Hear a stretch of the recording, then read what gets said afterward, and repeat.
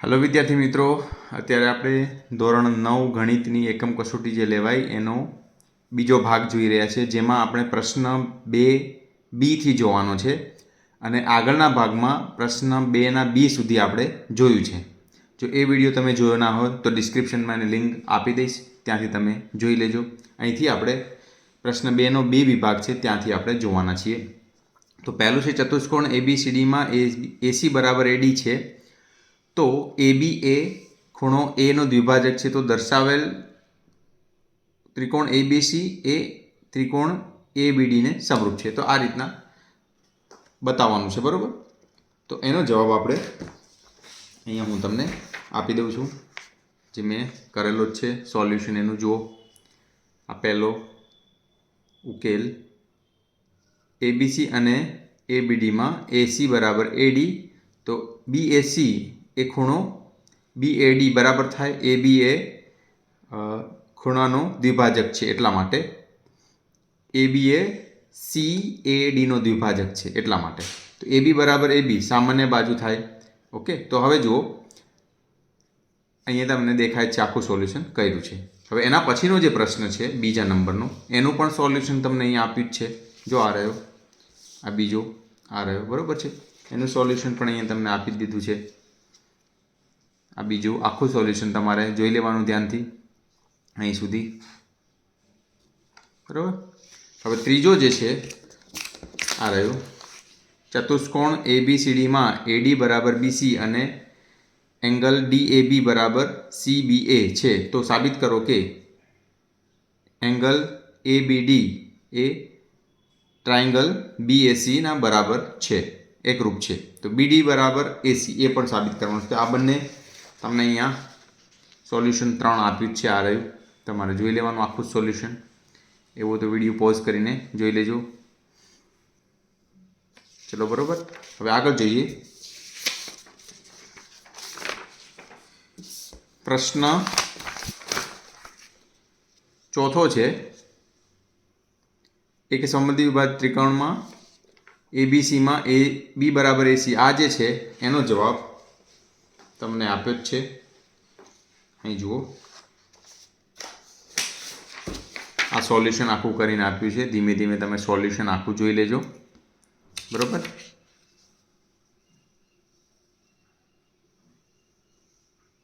ચલો એનું સોલ્યુશન તમને મળી ગયું 4 નું। હવે પાંચમો છે, તો આ તમારા ચોપડીમાં જ એનો આન્સર આપ્યો છે। આ પાંચમો જે છે તો હું તમને ચોપડીમાંથી જ એનું સોલ્યુશન બતાવી દઉં છું। જો આ રહ્યો પેજ નંબર 86, 86 નંબરના પેજ ઉપર જુઓ ઉકેલ અહીંયાથી લઈને અહીંયા સુધી તમને ઉકેલ આખો આપ્યો છે, બરોબર છે, તમારે જોઈ લેવું। ઓકે, ચલો આગળ વધીશું। હવે છઠ્ઠો છે, ટ્રાયંગલ ABC એ એક સમદ્વિ બાજુ ત્રિકોણ છે, જેમાં બે બરાબર બાજુઓ AC અને AB પરના શીર્ષલંબ BE અને CF છે। બતાવો કે શીર્ષલંબ સમાન લંબાઈના છે। ઓકે, તો એ અહીંયા આ છે ચોપડીમાં જ તમને આપ્યું છે, ઉદાહરણ 5 આ તમારે જોઈ લેવાનું। ઓકે, આ રહ્યું એનું, બરોબર। હવે 7 નંબરનો છે, સર્વાંગ સમતા સમરૂપતાનો આ શરત લખવાની છે, બરોબર।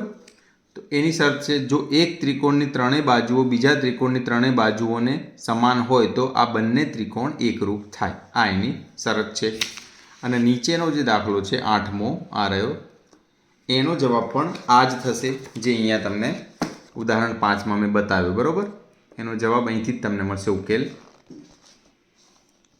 8મા દાખલાનો। રેડી, ચલો આગળ જોઈશું। વિભાગ C છે, વિભાગ C એમાં જોઈ આ જે દાખલો છે, એક સમદ્વિ વિભાજિત ત્રિકોણ ABC માં જેમાં AB બરાબર AC આ તમને ચોપડીમાં જ આપ્યો છે। ઓકે, આ રહ્યો, આનો ઉકેલ અહીંથી સ્ટાર્ટ કરીને અહીં સુધી તમારો ઉકેલ લખી નાખવાનો આખો, બરોબર। ચોપડીમાંથી જ છે, તો એ તમને ઉદાહરણ 6 એ તમને જવાબ તમારે લખી દેવાનો. રેડી? ચલો આગળ જોઈશું. બીજો છે ટ્રાયંગલ એબીસીમાં એક શીર્ષલંબ એડી છે.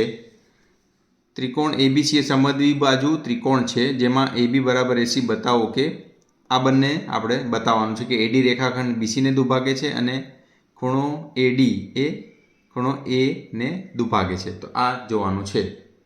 તો એનો ઉકેલ જોઈશું. તો એનો જવાબ તમારે અહીં સ્ક્રીન ઉપર તમને દેખાય જ છે. બરાબર?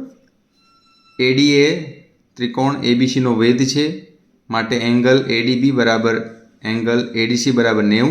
તો અહીંથી લઈને આ દુભાગે છે અહીં સુધી તમારે આ લખી દેવાનું. આ એનો ઉકેલ છે. હવે ત્રીજો છે ત્રિકોણ એબીસીમાં શીર્ષલંબ બીઈ. આ જે છે ને આખો પ્રશ્ન એ તમારા સ્વાધ્યાયનો જ છે. એનો ઉકેલ પણ જોઈ 7.3નો ચોથો.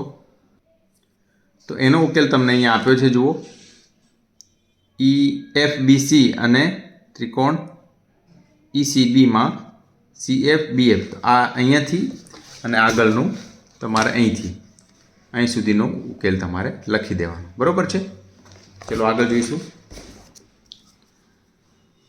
સાબિત કરો કે સમબાજુ ત્રિકોણના પ્રત્યેક ખૂણાનું માપ 60 ડિગ્રી હોય છે. તો એનો જવાબ પણ આપણે અહીંયા જોઈ લઈએ. તો એનો જવાબ અહીંયા આપ્યો છે. ત્રિકોણ એબીસી સમબાજુ ત્રિકોણ છે, માટે એબી બરાબર બીસી બરાબર એસી. તો ત્રિકોણ એબીસીમાં એબી બરાબર બીસી, તો ખૂણો સી અને એ સરખા થશે પ્રમેય 7.2 બરાબર. તો આ રીતની આખી તમને અહીંયા માહિતી આપી છે. સાબિતી 60 ડિગ્રીનો હોય. બરાબર? આગળ જોઈશું. 5 નંબરનો છે એબીસી કાટકોણ ત્રિકોણ છે જેમાં એંગલ A-90 અને AB બરાબર એસી છે. તો બી અને સી ખૂણો શોધો. તો એ પણ તમારા સ્વાધ્યાયનો છે 7.2નો 7મો. એનો ઉકેલ આપણે જોઈએ. એનો ઉકેલ અહીં આપ્યો છે. ત્રિકોણ એબીસીમાં એબી બરાબર એસીથી લઈને ખૂણો બી બરાબર 45 ને ખૂણો સી બરાબર 45. તો એનું સોલ્યુશન પણ આપણને અહીંથી મળી ગયું. તો હવે આપણે વિભાગ ડી જોઈશું. ખૂબાખૂ પૂર્વધારણા લખો અને સાબિત કરો. તો એ તમારા ચોપડીમાં જ આપ્યું છે. જુઓ, પ્રમેય 7.1 છે ને, ખૂબાખૂ એકરૂપતાની શરત. જો એક ત્રિકોણના બે ખૂણા અને અંતર્ગત બાજુ અનુક્રમે બીજા ત્રિકોણના અનુરૂપ ખૂણા અને અંતર્ગત બાજુને સમાન હોય તો આ બે ત્રિકોણ એકરૂપ છે. તો એમાં સાબિતી અહીંયાથી લઈને આપી જ છે આખી. બરાબર?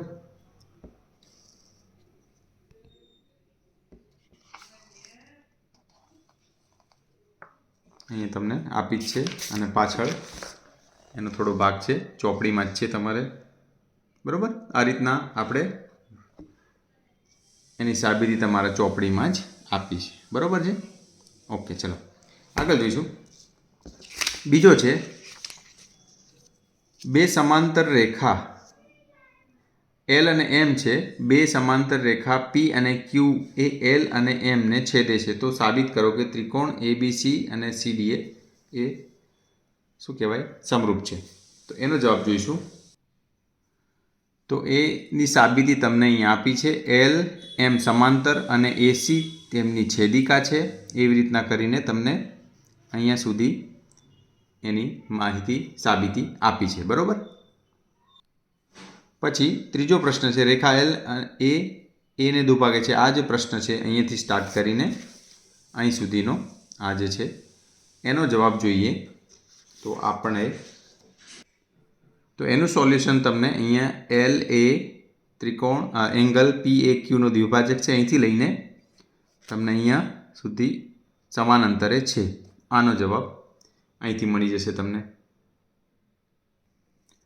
પછી ચોથો છે ત્રિકોણ એબીસી એ સમદ્વિબાજુ ત્રિકોણ છે જેમાં એબી બરાબર એસી છે. બાજુ એબી એ બિંદુ ડી સુધી એવી રીતે લંબાવી છે. આ જે છે ને એ પણ તમારા ચોપડીનો 7.2નો છઠ્ઠો જ છે. એનો પણ ઉકેલ જોઈએ. એનો ઉકેલ અહીંયા એબી બરાબર એસી અને એડી બરાબર એબીથી સ્ટાર્ટ થઈને આગળ અહીંયા 1 અને 2નો સરવાળો લેતા અહીંથી લઈને કાટખૂણો છે, અહીં સુધી તમારે લખવાનું. બરાબર.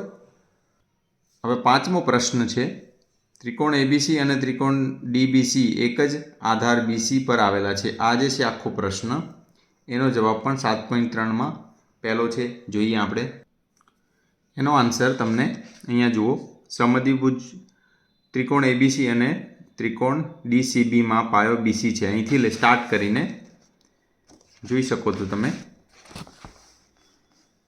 અહીં સુધી લંબ દ્વિભાજક છે, ત્યાં સુધી તમારે લખવાનો રહેશે. બરાબર.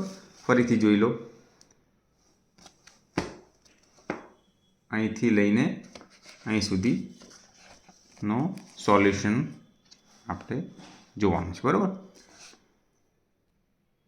તો આ રીતના આપણે જો ધોરણ 9 ગણિતનું સંપૂર્ણ 2 ભાગમાં સોલ્યુશન જોયું એકમ કસોટીનું. તો આ વિડીયો કેવો લાગ્યો કોમેન્ટ કરીને જરૂરથી કહેજો. ધન્યવાદ.